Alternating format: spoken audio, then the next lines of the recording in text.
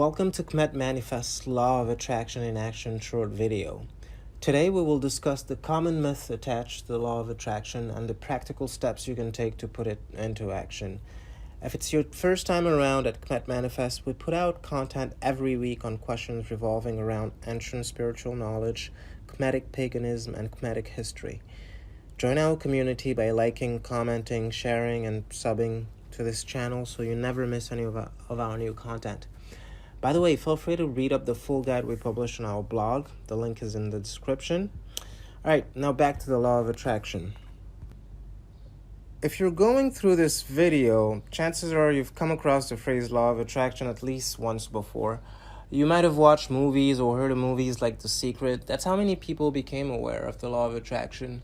Ever since the word got out about this body of knowledge, more and more people are talking about it on social media, mainstream media, and among their circles of friends and associates. Interestingly enough, the more people talk about it, the more mysterious it becomes.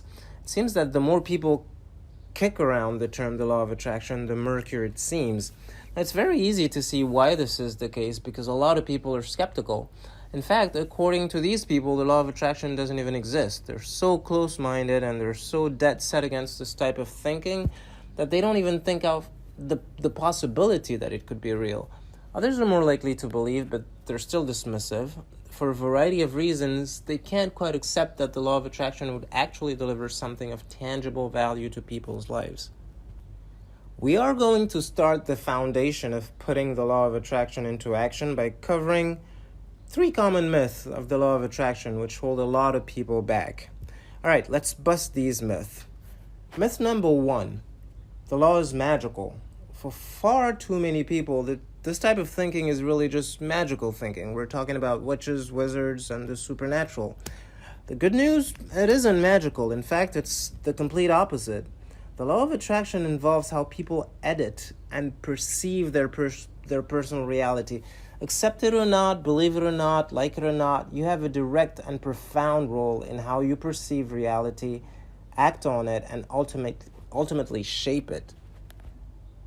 Myth number 2. This is just some sort of hypnosis or delusion.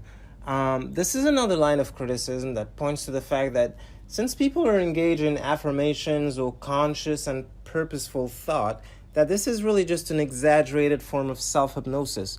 You're essentially just playing mind games with yourself. Well, not quite. The law works because it interacts with how your mind shapes reality. Self-delusion implies that you're looking at things that don't exist. Self-hypnosis suggests that you're seeing things that aren't there. Well, if you follow this guide correctly, you will see things that are there. You're going to be dealing with reality. And it all begins with how you choose to perceive and act on your personal reality. Instead of hypnosis or delusion, you're actually learning the skill of purposeful thinking. Myth number 3. The Law of Attraction is just wishful thinking. It's easy to see why people think this way because a lot of the mainstream depictions of the Law of Attraction involves people engaged in affirmations. They say certain truths to themselves, oftentimes in front of a mirror. In the minds of too many people, this is all there is to the Law of Attraction. But it isn't. That's just a tiny fraction of what goes on. It's an important part, but it by no means forms the bulk of this very important process. The law works because it drives you to take action. Let me tell you one thing. You can engage in all the wishful thinking you want, but your life is never going to change until and unless you take action on the things you purposefully think about.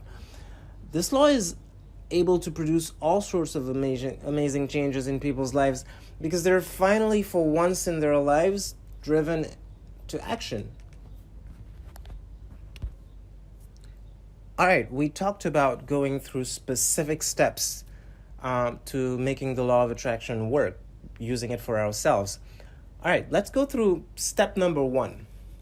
You have to be crystal clear about what you want.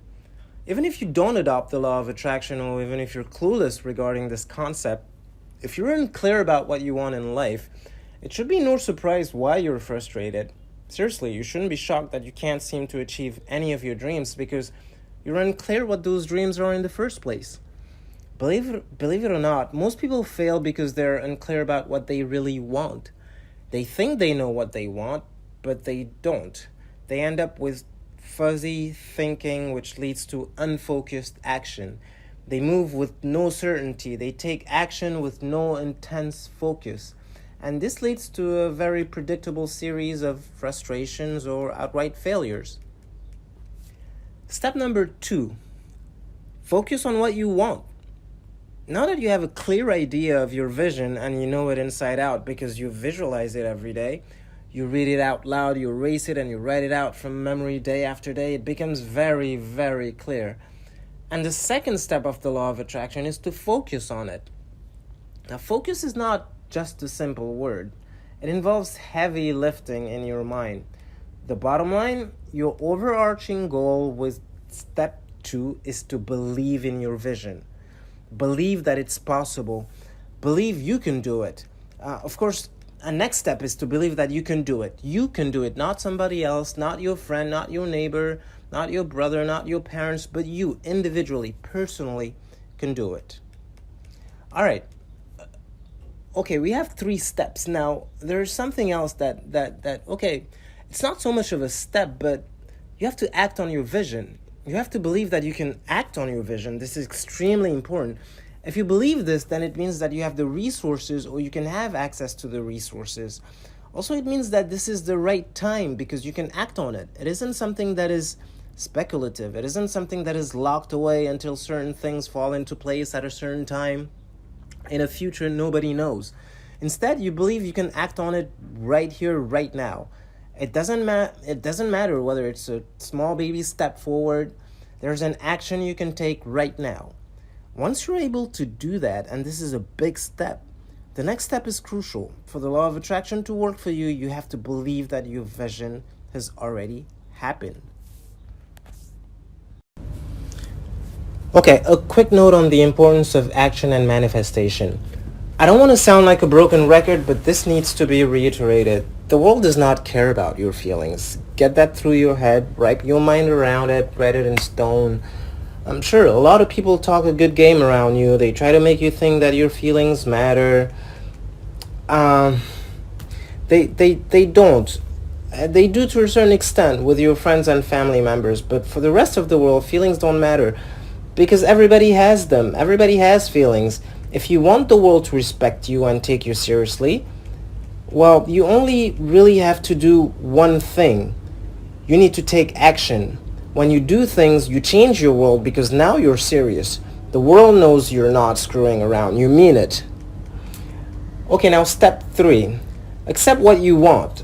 I hope that it's very clear at this point that when you reach the manifestation stage and you start taking larger and larger steps, eventually you get to where you're going. You get to the end point of your vision. Unfortunately, a lot of people trip themselves up with the law of attraction. They can see their desire materializing during the manifestation stage. However, they don't get around to claiming it. They doubt it. They say to themselves, well, I just got lucky. Or, well, what do you know? It's working, but is it going to be permanent?